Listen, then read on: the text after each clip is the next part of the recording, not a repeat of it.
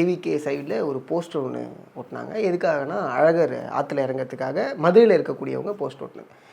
அந்த போஸ்டரை பார்க்கும்போது இன்னும் இவங்க வந்து ஒரு ரசிகர்கள் கூட்டமாகவே இருக்கிறார்களோ அப்படிங்கிற மாதிரியான ஒரு பார்வை இருக்குது. அதை நீங்கள் எப்படி பார்க்குறீங்க?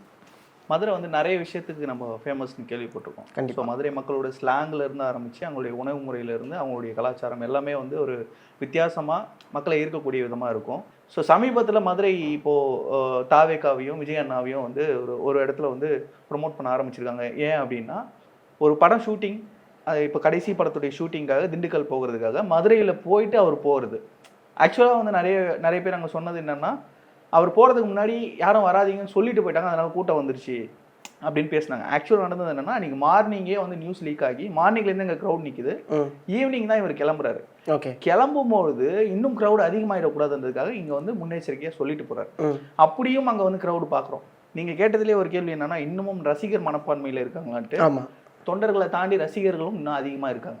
பொதுமக்கள் இன்னும் இருக்காங்க, கட்சிக்குள்ளார தொண்டர்களை வராமல். அவங்க எல்லாருமே தாவேக்காவுக்கு வாக்களிப்பாங்க. வாலண்டியர்ஸாக வந்து வேலை செய்கிறவங்க அப்படின்றது டிஃப்ரெண்ட்.